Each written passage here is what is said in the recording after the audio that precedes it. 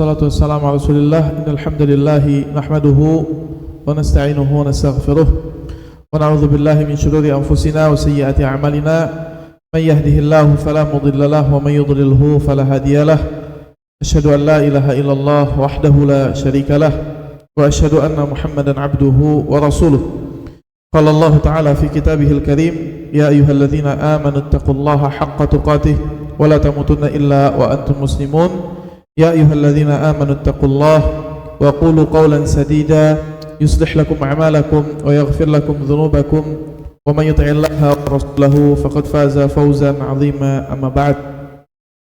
Bapak Ibu yang dirahmati oleh Allah Subhanahu wa taala, ahlan wa sahlan, hayakumullah. Sepertinya pertama kita berjumpa secara umum.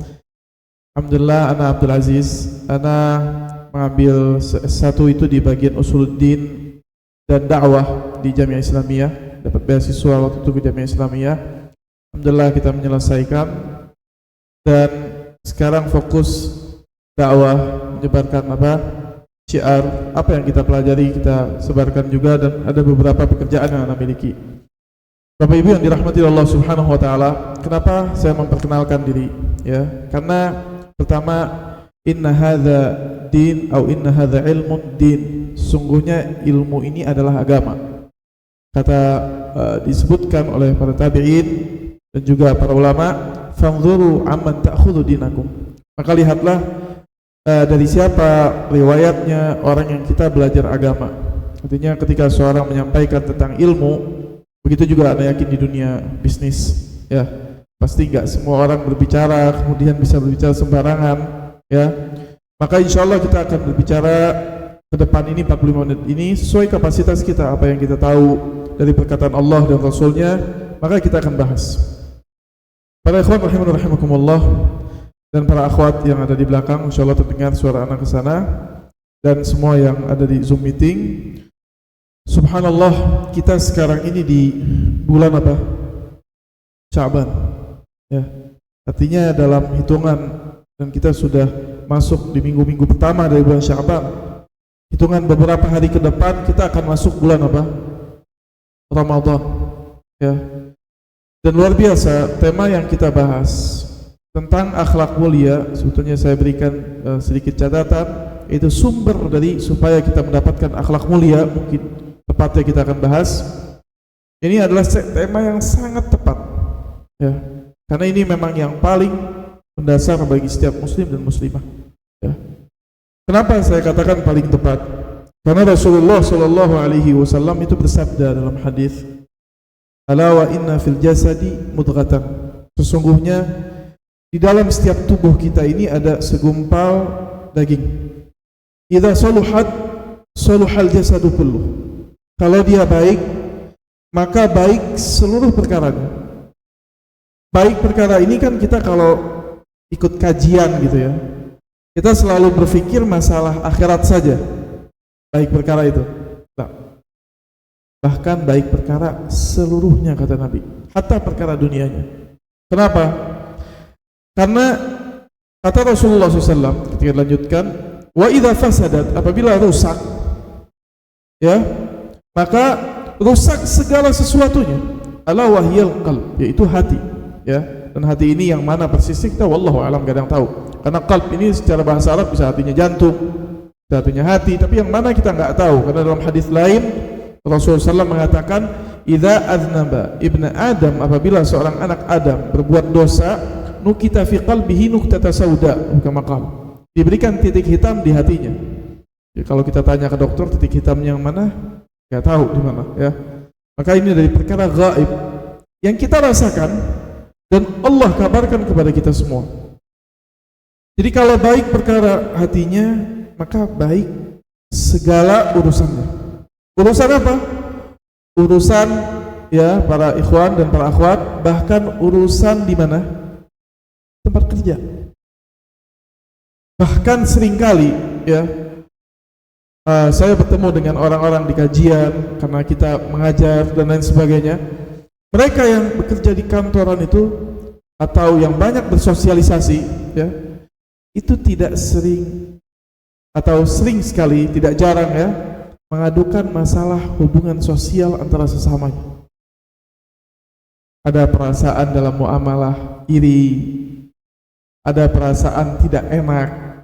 Dalam bahasa Arab itu ghil, sesuatu rasa di hati. Ada itu dalam muamalah. Jadi ketika kita katakan, Rasulullah SAW menjelaskan, apabila baik yang ada di dalam hatinya, maka baik segala perkaranya, hatta perkara dalam muamalah. Pulang ke rumah, perkara dalam rumah tangga, jadi baik gak? Baik. Karena sumbernya sama, satu. Kata Rasulullah, kalau baik hatinya, baik dasarnya, maka baik sinyal-sinyal yang dikirimkan ke pikirannya, ke otaknya. Kalau sudah baik sinyal-sinyal yang dikirimkan ke otaknya, maka akan baik angan-angannya, kemauannya. Kalau baik angan-angannya, maka tindak tanduknya pun apa? Baik. Jadi penting, subhanallah. Maka para ulama, di antaranya Syekh Abdul Razak dalam kitab Ashrah Qawaid di dalam Asmaul Husna, atau afwan Ashrah Qawaid di dalam Tazkiyatun Nufus, ya, atau Tazkiyatun Nafs, 10 kaidah dalam Tazkiyatun Nafs, menjelaskan bahwasannya penting seseorang membersihkan hatinya, karena ini sumber segala sesuatu. Apalagi ke depan bulan Ramadan. Ya, orang bersih hati ini bukan masalah akhirat saja, enggak. Masalah dunia pun seperti itu. Ketika dapat kesulitan, akan berbeda cara dia berpandang sama orang yang enggak bersih hatinya. Ketika dia dapat musibah, akan berbeda dalam berharap kepada Allah, bertawakalnya berbeda. Kenapa? Karena memang dari dasarnya apa? Bersih. Allah Subhanahu wa taala berfirman di dalam surat Asy-Syams, "Wasy-syamsi wa duhaha wal qamari idza talaha." Kurang lebih hampir 11 sumpah Allah sumpah. Kira-kira para akhwat di belakang ya, atau para ibu-ibu ya yang di belakang, kira-kira kalau orang sumpah sekali di dalam Islam, manusia disumpah, kita disuruh percaya gak? Kan disuruh percaya, disumpahkan nama Allah. Ini Allah Subhanahu wa taala Rabbul Alamin sumpah 11 kali. Kira-kira perkaranya penting gak setelah itu? Penting. Orang tuh kalau sumpah, dia akan menekankan sebuah perkara setelah sumpahnya. Makanya dalam tafsir Al-Quran, para ulama itu selalu mengatakan, setelah ada sumpah Allah, pasti ada jawab sumpahnya, ada perkara yang Allah mau tekankan. Dalam surat Asy-Syams 11 kali Allah sumpah. Terus betul-betul biwasyamsi wa duhaha al-qamari idza talaha wan nahari idza jallaha wal laili idza yaghshaha was samai wa man banaha. Terus kemudian Allah katakan apa? Fa alhamaha fujuraha wa taqwaha. Maka kami berikan setiap manusia, setiap dari kita, mau muslim, mau kafir, sama yang ciptakan Allah. Kata Allah, kami berikan masing-masing fa alhamaha fujuraha, kemungkinan berbuat buruk, takdir buruknya, wa taqwaha, dan takdir baiknya. Kemudian Allah katakan, qad aflaha man zakkaha wa qad khaba man dassaha. Telah beruntung orang yang bersihkan dirinya, dan telah rugi orang yang apa? Yang orang membiarkan kebaikannya hilang, ditutupi dengan maksiat, ditutupi dengan akhlak buruk, ditutupi dengan akhlak yang jelek. Kenapa? Karena Rasulullah SAW katakan tadi dalam hadis, jika seandainya anak Adam itu apa? Dia berbuat salah, berbuat dosa, ya, diberikan titik hitam di hatinya, nukita fi qalbihi nuktata sauda, diberikan titik hitam di hati. Kemudian jika dia taubat, diangkat. Tapi kalau dia nggak taubat, tetap titik hitam itu ada di hatinya. Tambah lagi berbuat salah, tambah lagi titik hitam. Tambah lagi berbuat salah, tambah lagi titik hitam. Terus sampai kata Rasulullah SAW, kalau itu sudah terlalu penuh di hatinya, Rasulullah SAW menyebutkan ayat Allah, kalla barrana ala qulubihim ma kanu yaksibun. Datang satu saat hatinya sudah betul-betul tertutup. Kalla barrana ala qulubihim. Ini nuraninya ini, ya, sifat manusiawinya yang baik itu tertutup. Mata batinnya tertutup. Orang kalau sudah tertutup mata batinnya, ya, kalau dia tidak mau membersihkannya, sulit hidayah masuk kepada dia.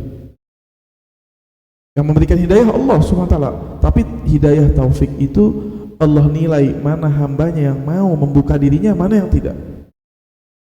Ya. Jadi penting, ya. Dan kita sama-sama tahu, saya juga yang berkata dan semua antum tanpa mengulanginya terhormat semuanya yang di sini. Mungkin ada yang lebih tua daripada saya. Siapa di antara kita sih yang nggak punya dosa? Ada gak? Ada gak kira-kira yang masuk sini? Ustaz, kalau Anas ya alhamdulillah bersih dosa Anas, anak orang baik gitu. Ada gak? Gak ada, gak ada.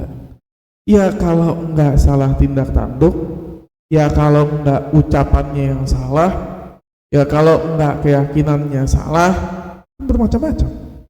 Bisa jadi di tempat kerja baik, di rumah belum tentu. Macan di rumahnya, subhanallah, kan nggak tahu, gitu kan? Di tempat kerja ketemu senyum-senyum baik, ada yang begitu. Kenapa? Karena memang kita di manusia, subhanallah, Allah berikan secara tabiat memang ada dua potensi, dan kita nggak bisa mungkin. Nabi SAW itu Allah muliakan dan Allah berikan keutamaan, dibersihkan secara langsung sifat buruknya. Ya, secara umum ketika kita membaca ayat Allah Subhanahu wa taala, alam nashrah laka sadrak wa wada'na 'anka wizrak. Alam nashrah laka sadrak, bukankah kami telah melapangkan dadamu? Kata para ulama dalam tafsir Katsir, dilapangkan dada ini apa? Dibersihkan hatinya, karena hati ini tempat dan sumber keimanan, sumber kebaikan. Kalau mau kebaikan masuk di situ, maka harus apa? Dibersihkan. Anda sekarang datang kasih air, airnya bersih, masya Allah, sudah dikemas dengan baik. Tapi begitu dituang ke gelas, gelasnya kotor, terkontaminasi kan? Terkontaminasi. Gak ada caranya kecuali bersihkan dulu gelasnya. Isi sambil bersihkan, terus mesti bersihkan. Ini penting. Ketika kita bicara akhlak mulia sulit didapat kalau ininya tidak bersih.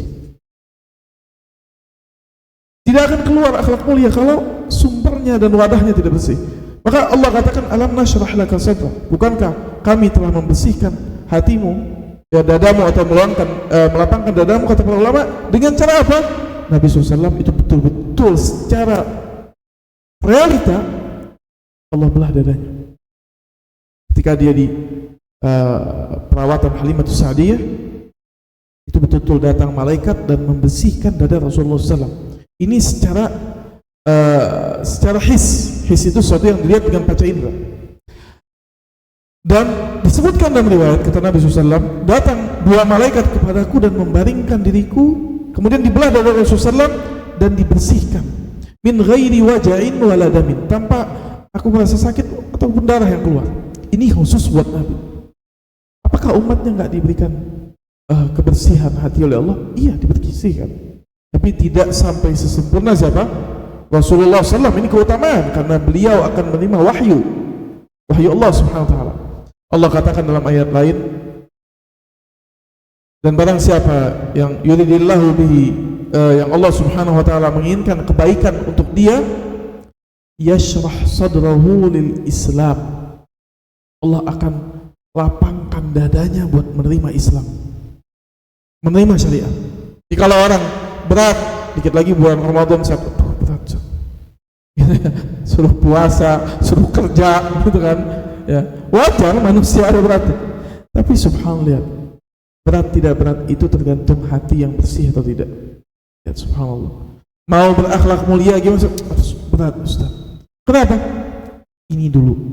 Dari dasarnya dulu kita perlu bersihkan. Ya. Sehingga kata para ulama, adapun semua umat Nabi SAW dalam tafsir Katsir juga sebutkan ayat ini bahwasanya apa? Barang siapa yang Allah inginkan kebaikan, yashrah sadrahu lil Islam, Allah lapangkan dadanya buat menerima Islam. Ya. Dan barang siapa yang Allah tidak inginkan kebaikan, Allah mau sesatkan dia, yaj'al sadrahu dayyiqan harajan ka'annama yas'adu fis sama'. Ya subhanallah. Ayat dengan ayat itu tidak akan bertentangan. Ayat dengan hadis, kalau hadisnya sahih, tidak akan bertentangan. Kata Allah apa? Dan siapa yang Allah inginkan, tidak inginkan kebaikan buat dia, Allah jadikan hatinya yaj'al selalu dayiqan, sempit, harajan, ngerasa nggak nyaman. Buat apa? Lil Islam, buat Islam. Ka'annama yas'adu fis sama, seolah-olah dia lagi naik ke langit. Orang kalau naik ke langit gimana tuh? Kehabisan oksigen, gelagapan dia. Untuk berada di circle yang baik, ya orang kalau hatinya nggak bersih, untuk berlaku baik, akhlak baik, ya itu sulit. Kenapa? Karena dia nggak memulai dengan membersihkan hatinya. Terus hawa nafsunya akan terus melonjak-lonjak. Hawa nafsunya terus akan menggoda dia. Ya. Orang kira-kira kalau hatinya baik, hatinya bersih, korupsi gak dia di tempat kerja? Ada di tempat kerja. Nakal gak dia ngambil hak orang lain? Kalaupun dapat kesempatan mundur dia. Kenapa? Takut. Karena hatinya apa? Bersih. Ini yang penting, ya. Dan apakah hati bersih dan tidak bersih itu pilihannya cuma dua? Tidak. Karena hati ini kata para ulama 3 jenis. Ada yang betul-betul kelam, hatinya selesai, sudah kotor hatinya. Orang yang seperti ini, subhanallah kita dapati, ya, jangankan perkara agama, perkara fitrah pun diterobos oleh dia. Kita terkadang dapat 1-2 berita yang secara fitrah nggak masuk akal. Tidak perlu bilang kita muslim, nggak muslim, nggak perlu.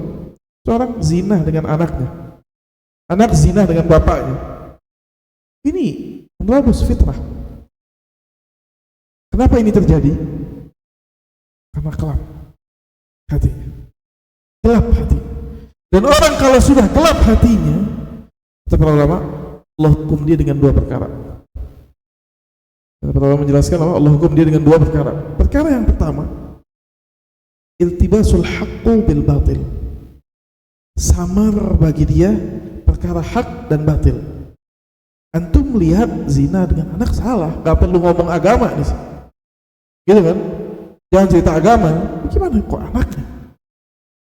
Subhanallah, orang kalau sudah mulai terlalu dominan, terlalu banyak keburukannya dalam hatinya dan tidak pernah dia bersihkan, iltabasa alaih, samar bagi dia, gak jelas. Ya, makanya kita kalau doa diantaranya Allahumma arinal haqqa haqqa warzuqna tibaa wa arinal batila batila warzuqna ijtinabah. Ini masalah hati. Hatinya tuh sudah dalam perkara-perkara fitrah nggak bisa. Ada orang yang hatinya masya Allah baik, hatinya para anbiya, hatinya para sahabat yang Allah jamin masuk surga dia, hatinya baik, bukan tidak memiliki kesalahan, ada, tapi dia bertaubat ketika berbuat salah dan dia sadar, kemudian Allah ampuni kesalahannya, hatinya baik. Ada ya tinggal kita ini nih, yang diantara yang kelam atau apa, bersih total, qalbun marid, sakit, ya, hati yang sakit, potensi keburukannya ada, ya, potensi kebaikannya juga belum mati, ya, sehingga tarik menarik, lihat subhanallah, tarik menarik seperti itu. Dan ini nggak ada cara kecuali apa? Dia harus apa? Bersihkan hatinya. Nggak ada cara kecuali dia harus apa? Bersihkan hatinya. Maka jawabannya untuk mendapatkan akhlak mulia tidak ada caranya. Ayo bersihkan hati seorang, bersihkan hatinya kita masing-masing. Dan butuh terus, nggak bisa sekali. Karena dosa yang kita kerjakan terus continue, ada terus. Kecuali buat dosa sekali seumur hidup, bersihkan sekali, selesai. Tapi potensi kita jatuh dalam kesalahan, potensi kita salah berkata, hawa nafsu, itu ada terus. Maka ini penting untuk dibersihkan. Para ikhwan rahimakumullah. Lalu bagaimana memulainya? Kan gitu kan, saya tahu Ustaz, hadis-hadis yang disebutkan dari tadi Anda sudah sering dengar, gitu kan. Masalahnya Anda memulai dari mana? Apa Anda perbanyak sedekah? Ya, mulai dari situ dulu. Apa Anda harus bangun masjid 2 miliar supaya hati Anda bersih? Gitu kan? Apa Anda harus naik haji 200 kali? Gitu kan? Susah naik haji 200 kali ya, umurnya cuma berapa? 80 tahun paling. 200 kali susah. Apa umrah 200 kali? Kadang kita nggak tahu jalannya. Nah, di antara Syekh Abdul Razak merapihkan urutannya dari ayat dan dari hadis.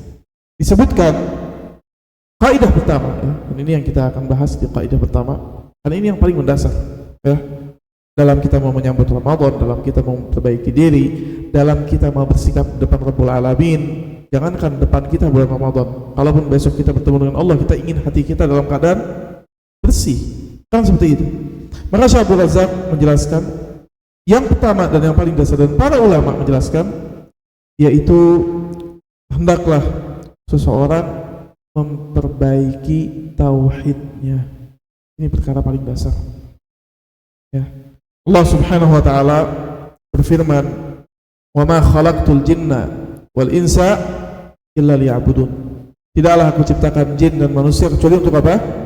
Beribadah. Kalau tujuannya saja sudah nyeleweng, maka yang lain-lainnya apa? Sangat mungkin salah. Gitu loh. Ya. Mudah sebetulnya. Kata Allah, "Wa ma khalaqtul jinna wal insa." Tidaklah aku ciptakan jin dan manusia illa liya'budun, kecuali untuk beribadah kepada Allah Subhanahu wa taala.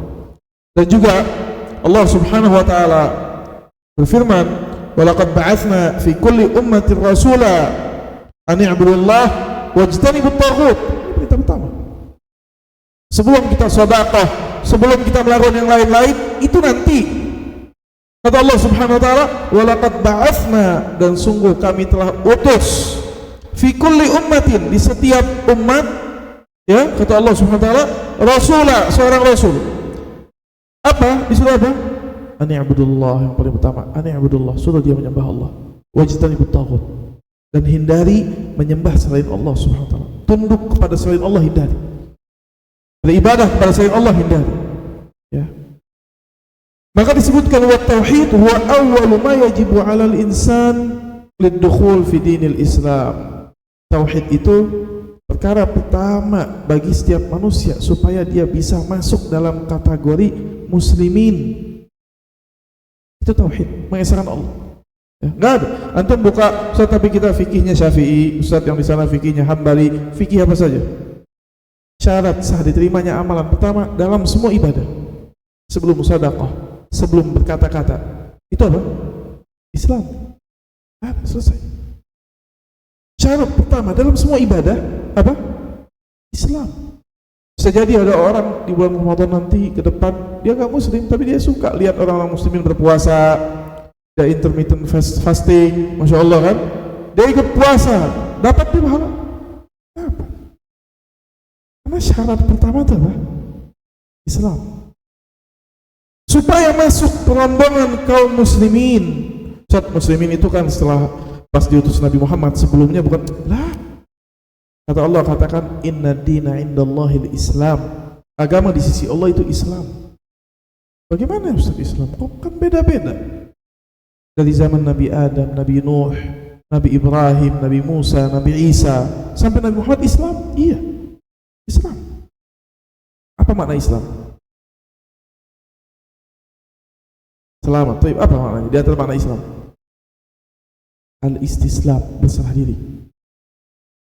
Berserah diri, istislam. Ya, dalam bahasa Arab istislam itu orang nyerah, berserah diri, sudah. Ya, dia yastaslim, sudah. Dan begitu banyak Syekh Islam Ibnu Taimiyah rahimahullah dalam Aqidah Tadmuriyah ketika berbicara masalah syariat dan qadar, yang menjelaskan, memaparkan dalil-dalil dari Al-Quran, bagaimana Allah katakan Nabi Nuh itu muslimin, Nabi Ibrahim itu muslimin, Nabi termasuk dari kalangan muslimin, Nabi Musa, Nabi Isa. Lalu apa Islam, apa yang menyatukan? Kan syariatnya beda. Lihat, yang menyatukannya itu Islamnya. Kiblatnya bisa beda. Mungkin dulu Nabi Muhammad SAW menghadapnya ke Baitul Maqdis, kemudian berubah menghadapnya Ka'bah. Mungkin taubatnya beda, sholatnya berbeda, tapi apa yang menyatukan? Istislam. Istislamnya itu apa? Nurut manut. Saat itu Allah perintah apa, ikut. Mungkin di zaman mereka diperintahkannya menghadap Baitul Maqdis, ya sudah, karena dia bukan nyembah Baitul Maqdis atau Ka'bahnya, tapi ngikut apa perintahnya. Begitu datang Islam kepada Nabi Muhammad, pertama ngadep Baitul Maqdis, nurut dulu ngadep Baitul Maqdis. Tiba-tiba Allah rubah ngadep Ka'bah, ya tinggal rubah ngadep Ka'bah. Karena masalahnya itu bukan ngadep Baitul Maqdis atau ngadep Ka'bah, bukan jumlah rakaatnya, bukan jumlah sholatnya. Apa masalahnya? Nurut. Yang di zaman Nabi Ibrahim nggak nurut, ya bukan muslimin sama Allah, nggak nurut dia sama Allah, nyembahnya selain Allah. Di zaman Nabi Muhammad yang nggak nurut, ya dia bukan muslimin. Kenapa? Karena dia nggak nurut terhadap perintah Allah di zamannya. Jadi menyatukan Islam di zamannya Nabi Adam sampai Nabi Muhammad itu apa? Islamnya itu, nurutnya itu sama Allah, nyembahnya cuma kepada Allah. Makanya Allah katakan dalam ayat tadi, walaqad ba'atsna fi kulli ummatin rasula, telah kami utus setiap umat rasula an i'budullah, suruh sembah Allah, wajtanibut taghut, dan apa? Hindari taghut selain Allah Subhanahu wa taala. Juga disebutkan dalam hadis Rasulullah sallallahu alaihi wasallam ketika mengutus Muadz bin Jabal ke Yaman, apa Rasulullah SAW katakan? Innaka taqdamu ala qaumin min ahli kitab, sesungguhnya engkau akan bertemu dengan satu kaum dari ahli kitab. Falyakun awwala ma tad'uhum ay yuwahhidullaha ta'ala. Ya. Maka pertama kali yang kau seru kepada mereka apa? Mentauhidkan Allah. Mungkin maksiatnya bermacam-macam tuh. Karena keadaan behaviornya orang di Mekah sama di Yaman beda tuh. Kenapa? Di Mekah nggak ada ahlu kitab, di Madinah ada ahlu kitab, ada orang Yahudi. Di Yaman ada ahlu kitab tuh, ada orang Nasrani, sebagian masuk agama Nasrani, ada orang Yahudi. Apa Nabi bilang? Coba cari dulu apa yang maksiat yang paling dominan di sana apa. Kemudian bicara masalah itu. Okay. Karena itu semua perkaranya di bawah tauhid, di bawah iman kepada Allah SWT. Faliyakun, kata Rasulullah, hendak pertama yang engkau seru kepada mereka yuwahidullah, perbaiki dulu tauhid. Kenapa kok penting? 13 tahun Rasulullah SAW dakwah di Mekah, itu dakwah apa? Tauhid. Antum kalau ya bukan mufassir ya, tapi kita belajar tafsir waktu di Jami'ah Islamiyah dan kita baca dari tafsir Ibnu Katsir. Ya, para ulama menjelaskan apa? Ayat Al-Quran dan surat Al-Quran kalau kita mau bagi secara penurunannya itu terbagi jadi dua, Makkiyah dan Madaniyah. Betul ya? Makkiyah itu yang turun di Mekah atau sebelum hijrah, Madaniyah yang turun di Madinah atau setelah hijrah. Bisa jadi bukan di Madinah tapi setelah apa? Hijrah. Rata-rata semua ayat Makkiyah dan juz amma itu kurang lebih ayatnya Makkiyah rata-rata. Semua ayat Makkiyah rata-rata punya ciri-ciri yang sama. Berbicaranya masalah iman terhadap Allah sebagai pencipta, iman hari kebangkitan, iman Rasulullah SAW adalah utusan Allah. Udah, itu bicara seputar itu saja. Masalah akidah, Al-Quran turunnya datang dari Allah, masalah akidah. Tidak ada berbicara rincian ahkam, zakat seperti apa, sedekah seperti apa. Kata Aisyah radhiyallahu taala anha, 13 tahun Rasulullah dakwah tauhid. Taksis itu bangun gedung ini, taksisnya tuh di bawah, pondasinya tuh di bawah di taksis. Kata Aisyah, kalau yang pertama kali turun kepada Nabi langsung disuruh sholat, zakat, puasa, haji, nggak ada yang masuk Islam. Bagaimana masuk Islam? Aslan pemahamannya berbeda. Apa yang menjadikan antum semua, masya Allah, antum kan, anda yakin ya, orang-orang bisnis nih, masya Allah, capek berlelah-lelah bisnis nih kan, keluar dari rumah gitu kan, apalagi yang memiliki perusahaan, komisaris yang bekerja, semua begitu masuk kantor mikir gimana caranya saya dapat keuntungan, dapat profit, kan gitu, gimana caranya ini berjalan. Setelah dapat semua, yang bikin antum mau berbagi itu apa? Kalau bukan dia punya keyakinan bahwasanya dia akan dihisab oleh Allah SWT. Kan itu. Jadi kata Aisyah, yang pertama kali Rasulullah SAW dakwahkan itu apa? Tauhid. Kenapa? Digembleng dulu bahwasanya kita tidak akan hidup selamanya. Kita ini pasti ada satu titik pulang kepada Allah SWT. Kalau sudah pulang kepada Allah SWT, apa yang kita mau bawa dari amalan, apa yang kita mau jelaskan kepada Allah, alasan hidup kita, baru dia mudah untuk beramal soleh. Saya kasih contoh mungkin yang akhwat di belakang atau yang ikhwan. Contoh lebih mudah. Ketika kita belajar fikih gitu ya, terus mendengarkan Syekh Husain Lutfi menjelaskan matan ghaya wa takhrib. Di muqaddimah itu. Ini mudah dilihat ya. Ini yang agak-agak sedikit ngantuk lihat ya. Ini mudah dilihat pemahamannya. Syarat pertama seorang melaksanakan ibadah itu kan Islam. Dan selalu Allah SWT suruh ya ayyuhalladzina amanu, wahai orang-orang yang beriman, wahai orang beriman diberikan kewajiban setelah tiba kepada kalian puasa. Syekh Husain Lutfi mengatakan apa? Eratan bisa menjalankan amalan ibadah itu erat dengan iman, sangat kuat eratannya. Kok bisa? Contoh yang di belakang mungkin ya, yang masih muda, yang sudah nikah, belum nikah, atau yang di depan bapak-bapaknya sering kali mau diet gagal gak? Kenapa kok gagal? Padahal mau gak diet? Gagal mulu. Begitu disuruh puasa 1 bulan bisa. Ada orang, Ustaz anak diet susah, lapar, pusing kepala anak di waktu kerja, gak bisa diet. Apa yang mendorong dia bisa gak makan sebulan loh ini, 29 hari atau 30 hari ini gak makan gitu kan, sampai dari terbit matahari sampai maghrib dia gak makan. Ama dia diet gagal mulu, padahal di pahala Ramadan kan belum kelihatan gak? Kalau pahala diet kelihatan, begitu tes lab kolesterol turun, kan gitu kan, gula diabetesnya turun, nggak punya diabetes, badannya mengurus, lebih bagus, gitu kan. Kok yang ini susah dipertahankan, yang ini begitu datang kewajiban, mau yang nggak pernah dia puasa. Apa yang bedakan? Iman. Karena yang dibangun pertama itu iman. Jadi jangan pikir sahabat itu waktu disuruh jihad, oh memang ahli jihad semua. Enggak ya. Beberapa sahabat itu gak seneng kelahi, gak seneng, gak mau. Bahkan sebagian sahabat itu mungkin gak pernah ngangkat pedang, gak seneng dia. Rasulullah SAW ketika jihad itu menyeleksi anak-anak yang di bawah umur gak boleh ikut, jangan, gak suka lihat pertumpahan darah. Tapi ketika itu di satu waktu, di satu momen, kemudian kaum muslimin diserang, Madinah diserang, dan Allah wajibkan dia suruh berjihad, yang timbul sekarang apa? Iman. Antum pernah dengar Abu Hurairah itu jago perang? Anda nggak pernah dengar? Beberapa sahabat itu mungkin nggak jago perang. Antum lihat Utsman bin Affan begitu lembut hatinya. Utsman ini waktu sebelum dibunuh, ketika ahli fitnah datang, karena yang datang ini orang yang bersyahadat, mengaku muslim. Umurnya Utsman dalam riwayat 90 tahun.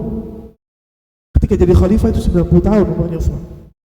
Di Madinah sedang khutbah, datang Al-Ghafiqi dipukul pakai besi di mimbar. Subhanallah, sahabat-sahabat, ada Hasan, ada Husain, cucunya Nabi, pada bangun semua. Kata Utsman apa? Duduk. Kalau melihat saya sebagai pemimpin apa? Duduk. Dan saking lembutnya, saya nggak suka tumpah darah setetes pun. Kata Utsman, karena saya di hadapan Allah SWT. Betul Utsman. Ditanya Utsman mau apa? Dia bilang saya khutbah, kata Allah Fikri. Bawa 4.000 pasukan ke Madinah, dia bilang saya khutbah. 3 hari dia yang khutbah di masjid. 3 hari dia yang memimpin sholat. Seingat saya seperti itu. Dia menguasai. Dalam 3 hari itu sebelum Utsman dibunuh, sahabat-sahabat itu datang ke rumah Utsman. Sampai yang datang Abu Hurairah juga datang. Dan beliau mengatakan apa? Wahai Utsman, sebagian sahabat itu meyakinkan Utsman, apa kamu pikir kita ini udah jadi lemah sekarang karena nggak berperang bersama Nabi? Dulu ini kita perang Badar, perang Uhud. Ya. Perintahkan, kata dia, kita perangi ini yang orang yang datang. Kata Utsman apa? Jangan. Diusir sama Utsman, pulang. Sebagian riwayat menyatakan Hasan sama Husain itu sudah berkelahi di depan rumahnya Utsman. Utsman keluar, kata Utsman pulang. Sampai subhanallah dibunuh, ditikam. Yang menjadikan seorang muslim itu bisa mengamalkan sebuah amalan itu iman. Dan dasarnya iman, tauhid, keyakinan dia sama Allah. Makanya kok Ustaz bahas apa-apa tauhid lagi, tazkiyatun nufus tauhid lagi. Ini dasarnya. Kalau kita masih berat dalam menjalankan syariat, masih ada masalah terhadap iman kita terhadap Allah, masih ada masalah iman kita terhadap yaumul akhir. Allah Subhanahu wa taala juga berfirman ya dalam ayat yang lain dalam Al-Qur'an, Allah katakan apa? Sebutkan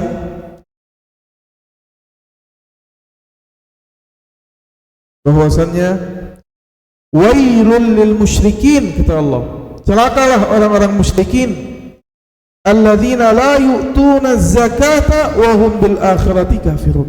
Kata Allah, celaka orang-orang musyrikin yang mana mereka tidak memberikan zakah. Zakah di sini apa? Sucikan jiwa, tauhid. Wa hum bil akhirati hum kafirun. Kata Allah SWT, dan mereka terhadap perkara akhirat apa? Kafir. Dalam ayat lain ya Allah Subhanahu wa taala menyatakan apa? Wa ma mana'ahum an tuqbala minhum nafaqatuhum illa annahum kafaru billah. Dan tidaklah menghalangi mereka diterima nafkah mereka, infak mereka, karena mereka itu kufur kepada Allah. Maksudnya apa, Ustaz? Kalau antum merendengkan amalan kita, sedekahnya kita sama sedekahnya orang-orang Quraisy, Abu Jahal, Abu Lahab, ini lebih top mereka amalan yang sedekahnya. Kita lihat sejarahnya. Mereka ini Nabi SAW lahir di mana? Di Makkah. Orang Quraisy itu tinggalnya di mana? Di Makkah. Kenapa mereka di antara orang Arab jadi orang Arab yang sangat dimuliakan? Karena tinggal di Makkah. Amalannya apa? Amalannya jaga Ka'bah dan nyambut orang haji. Karena syariatnya Nabi Ibrahim itu ada haji. Syariatnya Nabi Ismail itu ada haji. Cuma hajinya sudah diselewengkan dengan perbuatan syirik. Ditaruh patung-patung yang mereka sembah, kemudian mereka tawaf sebagian telanjang dan menyentuh patung-patungnya. Orang Quraisy itu di antara amalannya, di antara Syam sampai ke Yaman, kenapa mereka terkenal? Kenapa kok mereka dihormati? Kenapa kok kalau kafilah dagang orang Quraisy nggak ada penyamun yang bajing lompat yang ngambil di jalan tuh nggak ada? Kata Allah, li ila fi Quraisy ila fi rihlatas syita'i was saif. Jadi jangan dipikir orang jahiliyah nih, mereka jahiliyah bodoh, primitif, nggak pakai baju. Bukan itu, bukan. Jahiliyah di sini jahil terhadap agama. Allah maksudkan, kalau nggak orang Romawi, orang Persia, mereka punya peradaban. Orang Quraisy itu bangun hubungan dari arah Syam sampai arah Yaman, bikin jalur perdagangan. Orang bodoh nggak ada bisa bikin kayak begini. Bisnis. Kata Allah nyatakan, ila fi Quraisy, ila fihim rihlat syita'i was saif. Rombongan dagang orang Quraisy yang mereka mendapatkan privilege, kenikmatan seperti itu, kata Allah, Allah ungkit. Kenapa? Karena kalian di Ka'bah. Kalian Allah jadikan yang jaga Ka'bah. Mereka itu di antara amalannya setiap musim haji patungan duit, cari air dan beli kurma, buat makanan dan menyambut semua yang haji di tahun itu ke Makkah. Sehingga orang yang datang dari Yaman, dari Syam, orang-orang Arab saat itu ketika datang ke Makkah disambut orang Quraisy, mereka segan kalau orang Quraisy datang ke tempat mereka ganggu. Gak bakal mereka ganggu, mereka muliakan. Karena tempat yang mereka datangi ibadah disambutnya oleh orang Quraisy. Kira-kira amalan besar gak? Patungan, cari air, cari kurma, cari makanan, cari gandum, dibuatkan, disedekahkan kepada orang-orang yang haji. Makanya Abu Lahab itu atau Abu Jahal ketika dikatakan kenapa gak mau beriman sama Muhammad, karena Abu Jahal tahu Nabi Muhammad ini gak bohong, gak pernah Nabi Muhammad bohong, dia tahu. Kata Abu Jahal apa? Dahulu keluarganya kami, karena Abu Jahal ini bukan sepupu, bukan paman langsung, sepupu ayahnya Nabi. Yang paman langsung itu Abu Lahab. Kata Abu Jahal, dahulu saya dengan keluarganya, dengan Abdul Muttalib, dengan keluarga Abdul Muttalib ini, keluarga kita, itu saingan. Kami penjaga Ka'bah, mereka juga jaga Ka'bah. Kami pedagang besar, mereka pedagang besar. Kami nyambut jamaah haji, mereka nyambut jamaah haji. Mulia di kalangan orang Arab, terkenal. Sekarang mereka bilang dari mereka ada nabi, saya mana ada saya dapat nabi. Gak mau saya beriman sama Muhammad. Gengsi. Itu alasan Abu Jahal tidak masuk Islam. Yang sebutkan. Jelas ya. Jadi subhanallah, ketika kita rendahkan mungkin amalannya besaran mereka nih. Tapi kata Allah, dan tidaklah menghalangi amalan mereka diterima sedekah mereka, harta yang mereka keluarkan, kecuali karena mereka kafir kepada Allah. Allah nggak terima. Subhanallah ya. Rasulullah innallaha thayyibun la yaqbalu illa thayyiban. Allah itu baik dan tidak akan menerima kecuali apa? Yang baik.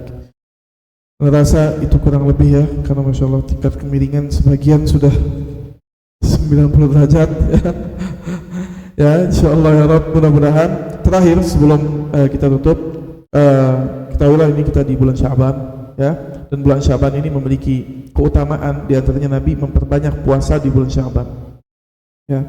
Kalau tidak bisa puasa ya minimal kita bisa mendapatkan pahala orang yang berpuasa dengan iftar shaimin atau lain sebagainya, atau beramal saleh. Dan Nabi SAW mengatakan bulan ini adalah bulan yang diangkat amalan seorang anak Adam ke Rabbul Alamin. Makanya Nabi memperbanyak puasa. Ketika ditanya oleh Usama bin Zaid, kenapa engkau memperbanyak puasa? Karena bulan ini diangkat amalan ke Rabbul Alamin. Dan wa ana uhibbu ayyurfa amali wa ana shaim. Dan aku suka diangkat amalanku sedangkan aku dalam keadaan puasa, kata Rasulullah. Dan di antara alasan Nabi Rasulullah memperbanyak puasa di bulan Sya'ban ini apa? Karena bulan Sya'ban ini dalam hadis yang sama Usama bin Zaid adalah bulan yang datang di antara dua bulan suci, Rajab dan Sya'ban. Rajab dan Ramadan. Sehingga orang itu mungkin di Rajab semangat, turun sementaran, naik lagi di Ramadan. Amalan itu ketika orang lesu, dia beramal. Ketika sunnah itu ditinggalkan di waktu orang meninggalkannya dan dia mendirikannya, amalan itu akan menjadi besar di hadapan Allah Subhanahu wa taala. Ya. Maka mudah-mudahan Allah permudah kita beramal di bulan Sya'ban ini, dan semoga Allah Subhanahu wa taala panjangkan umur kita sampai ke bulan Ramadan. Dan ingat, selain kita bertauhid, persiapkan diri kita mempersiapkan apa saja fikih Ramadan sebelum masuk Ramadan. Jangan begitu Ramadan baru belajar fikih Ramadan. Orang sudah berlomba, dia baru baru persiapan, baru belajar. Wallahu taala alam shawab. Itu yang saya bisa sampaikan. Selebihnya minta maaf. Silakan mungkin tanya jawab. Alhamdulillah. Terima kasih Pak Ustaz. Silakan diminum dulu Pak Ustaz. Jemaah boleh disilakan snacknya dulu jemaah.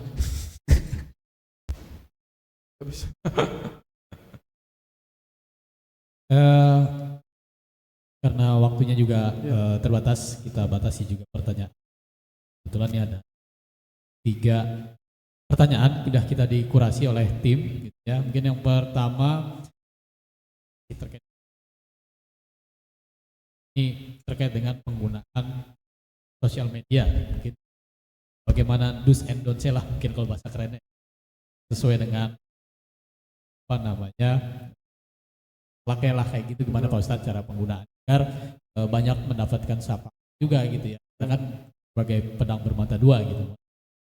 Kalau sosial media dibuat buruk-buruk, jadi banyak tadi juga buruk semua nanti. Tafadhol Pak Ustadz. Baik. Bagaimana kita dalam menggunakan sosial media yang bijak gitu kan ya? Apakah adakah cara tertentu? Pertama, dalam semua tindak tanduk, dan itu berkaitan dengan tazkiyatun nufus ya. Ketika orang membahas tazkiyatun nufus ya, seseorang itu harusnya berpikir sebelum dia bertindak dan berkata ya, dan menimbang itu terhadap maslahat akhirat dan dunianya ya. Jadi terkadang sebetulnya apakah ada peraturan khusus dalam media sosial? Enggak juga. Tapi ada sebuah kaidah, coba terapkan ini. Ya, seorang muslim itu kata para ulama, mereka adalah orang yang setiap melakukan tindak tanduk, berkata atau berbuat, itu kalau orang barat bilang taruh why di depannya. Kenapa? Gitu kan? Untuk apa? Gitu kan? Kalau nggak salah, iya ada buku tuh orang barat gitu kan?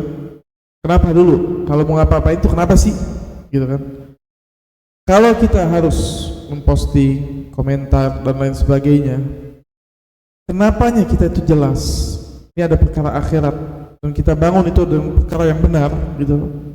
Maka silahkan Anda bermedia sosial. Atau terkadang mungkin perkara akhirat tidak, tapi tidak melanggar perkara akhirat, mubah-mubah saja. Ada kepentingan dunia yang Anda dapatkan. Mungkin orang harus marketing, ya kan, dia menunjukkan dan lain sebagainya, maka silahkan. Tapi kalau akhiratnya tidak dan dia langgar, apalagi itu pelanggaran gitu, secara dunia pun dia tidak mendapatkan apa-apa, bahkan kerugian, maka seorang muslim tidak jatuh dalam lubang apa yang buruk, ya. Apalagi kalau dia pernah mempelajari atau dia pernah terjatuh ke dalam satu lubang, tidak jatuh di lubang yang sama. Maka perhatikan ini.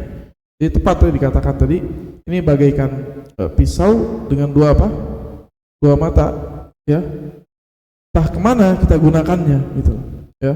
Maka taruh kaidah di depannya, untuk apa kita gunakan? Apakah ada maslahat akhirat di sana? Jika tidak ada maslahat akhirat, tidak ada pelanggaran, apakah ada maslahat dunia di sana? Ya kan? Mungkin terkadang nggak ada maslahat dunia, cuman aspirasi dia sampaikan mungkin, tapi apakah ada kerugian dunia? Itu pertimbangkan juga. Kadang orang mengeluarkan aspirasinya malah mendapatkan kerugian secara dunia, ya, diusut dan lain sebagainya, akhirnya kan rugi dia, ya. Allah Ta'ala.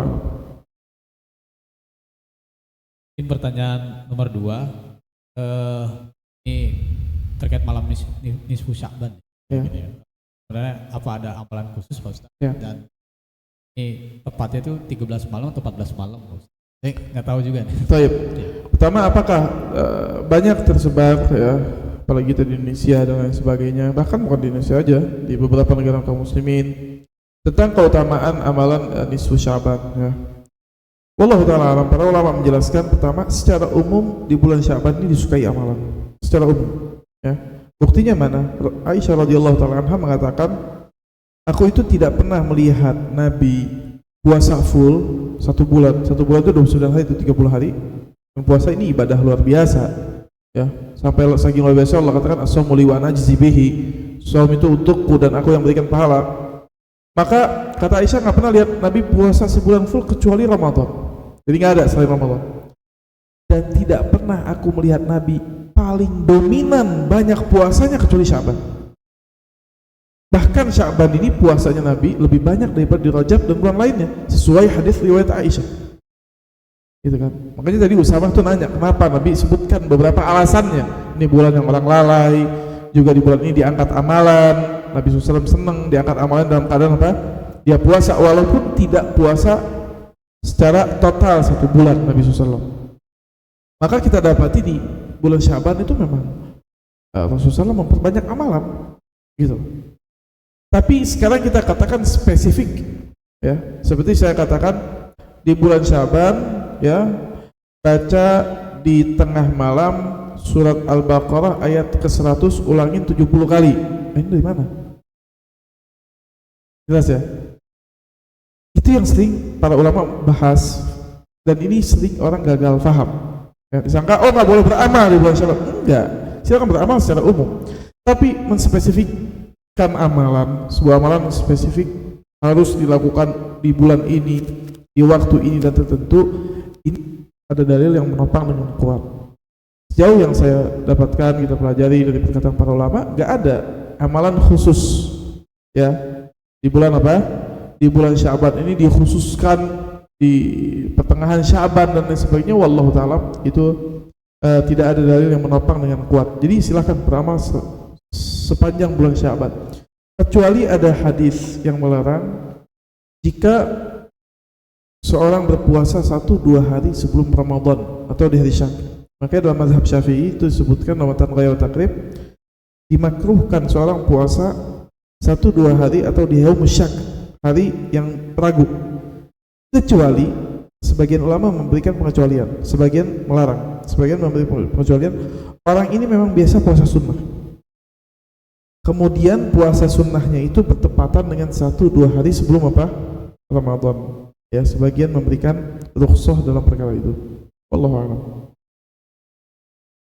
Yang terakhir, Pak Ustadz, Ya. kalau ini apakah ketika kita mengingatkan orang lain tentang ibadah atau berbuat baik gitu, saling mengingatkan prinsipnya gitu, apa kita harus jadi sudah baik dulu Pak Ustadz? Ya.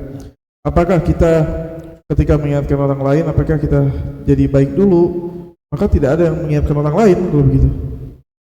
Jadi kita sama-sama sepakat semua orang pasti punya apa? Salah. Tapi justru lihat, ad-dinun nasihah, kata Rasulullah, agama ini nasihat. Justru kita disuruh saling mengingatkan. Ketika kita mengingatkan, kita menguatkan diri kita dan menguatkan orang lain. Ya. Kita ketika duduk di majelis ta'lim seperti ini seharusnya yang ternasehati bukan cuma yang dengar, yang bicara juga. Kan kita akan mengulang ini. Karena yang kita bawakan itu bukan murni karena saya cerdas, saya pintar, kemudian saya merangkum kalimat-kalimat dan kaidah. Enggak. Yang kita bawakan itu sesuatu yang sudah jadi.